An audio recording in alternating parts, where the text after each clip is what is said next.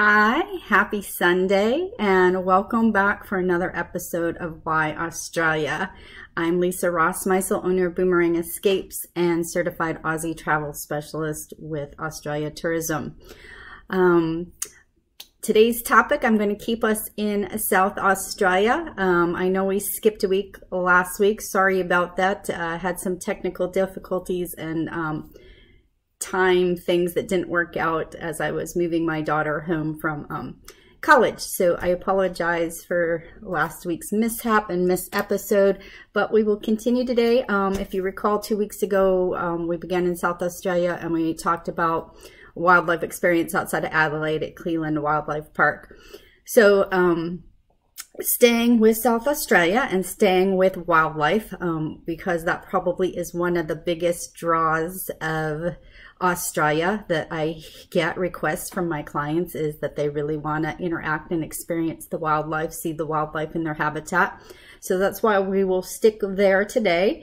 But before we get going, of course, our Aussie lingo lesson. Today's word or phrase is blue flyer. Blue flyer is the adult female of the red kangaroo, noted for exceptional speed. Excuse, we're having some technical difficulties here. Apologies. All right. So again, blue flyer is the red kangaroo, the female red kangaroo, and she's known for her exceptional speed. And we will be mentioning kangaroos today because we are going to talk a little bit about Kangaroo Island. Kangaroo Island is part of South Australia. I know I've pointed it out before. So if we look back here at our map, South Australia is down here. Here we had Adelaide, and out here off the coast of South Australia is Kangaroo Island. It happens to actually be Australia's third largest island, and even though it's across the water, it is part of South Australia, and it's just a really unique location because with it being off on the water, it's really stayed a pristine wilderness environment and is a great opportunity to experience the wildlife and some unique land formations as well. So I'm just going to touch a little bit on visiting Kangaroo Island. You would come into South Australia typically through Adelaide. You can do it where you drive and go by ferry. Cruise ships also will visit Kangaroo Island. My preferred method is the quick up and down flight out of Adelaide into Kangaroo Island. You can do it as a day trip, but I highly recommend a minimum of 2 nights down there to really experience and see more of the island, the animals, the landscapes in that 2 days. I have done it. I would definitely go back again. Have different suppliers, and the variety of accommodations really suits any budget because we can go all the way from camping, bed and breakfast, hotel, motel, all the way up to the beautiful 5-star Southern Ocean Lodge, so full on luxury. So it just depends where you want to fall in your budget frame or what type of experience you want to have out there. I know my 2 days, we got to see some of the main highlights. So some of the things that you can see is Admiral's Arch. So this is a rock formation with the waves that come in. I believe I have a video of that. I have maybe a couple different videos that I will share later in the comment section from my visit. Flinders Chase National Park. You'll find the remarkable rocks. There's a boardwalk to walk on. There's lighthouses. You might spot an echidna. They're pretty elusive, but you might spot one going through the shrubs, the scrub. It's a great place to go koala spotting. I know we mentioned that a couple weeks back in our koala video, that if you want to spot koalas in the wild, you can do that on tour and make a day of it. Have your tea, have a little lunch and a billabong, have the guide cook fish for you out in the outback. And it's really incredible. And these guys are so high in the trees, and it becomes quite a skill to spot them. You will see kangaroo just lazing in the grass. So go see them. You might see them running or hopping, more like. The sea lions that are just lazing it out on the beach. There are just lots and lots of opportunities to see wildlife here, interact with the wildlife. I know the tour and my preferred tour that I like to use down there also becomes a food experience. And Kangaroo Island is kind of for the foodies. They also have some of their own produce. The honey is excellent. I highly recommend trying the honey down there. But on tour, they will, like I said, they cooked lunch in the outback. We had tea breaks in the Billabong.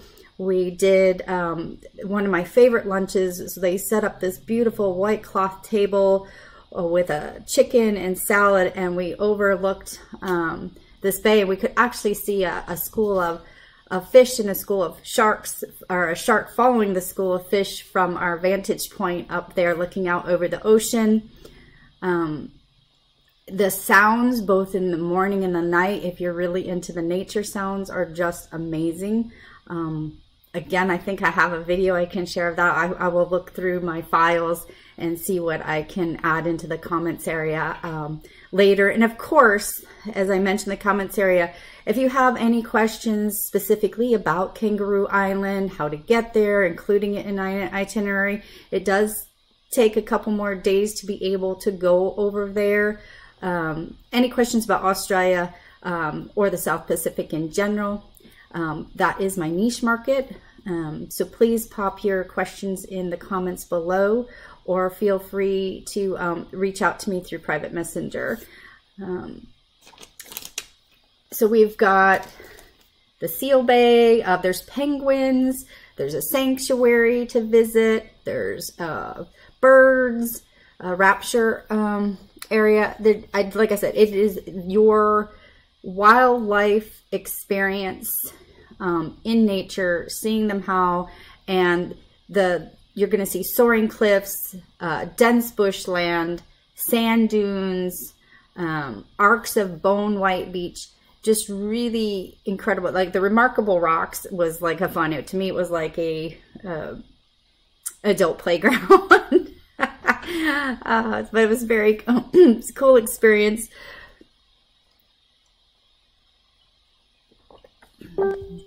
And like I said, so as far as getting there, you've got plane, ferry, cruise ship. You have accommodations of all ranges. Recommend 2 nights minimum, though you have a day trip option, or you could stay longer, do 4 nights down there. Just depends on the itinerary we're putting together for you. There's also history there, so if you're want to learn more about the soldiers and things like that, that would be there. It's easy to combine with neighboring regions and just do a whole South Australia experience. I know I mentioned this probably on just about all the Why Australias that I've been doing, that I highly recommend taking a more immersive approach to your visit to Australia, limiting say the number of regions, number of cities that you visit, and really taking in what is there, taking in the coastal, taking in the wine and food, taking in the wildlife, taking in the culture, just all the different things that are available, and sports and events, and of course, like all the other areas, each region's going to have different times a year. So if you're looking to make a specific event visit, we can time that around the time of your visit. I visited in October, so the weather was quite good. We weren't using our jackets, so this was springtime. So I remember just having on very light cotton shirt. So the vehicles that take you around, like I said, you can have a guided tour. You can do hiking, self-walks. So really lots of options, But if you're really wanting to experience wildlife, I would highly recommend considering a visit to Kangaroo Island. So that's this week in a nutshell. There are so many things, really. I may come back and go into more depth on specific experiences.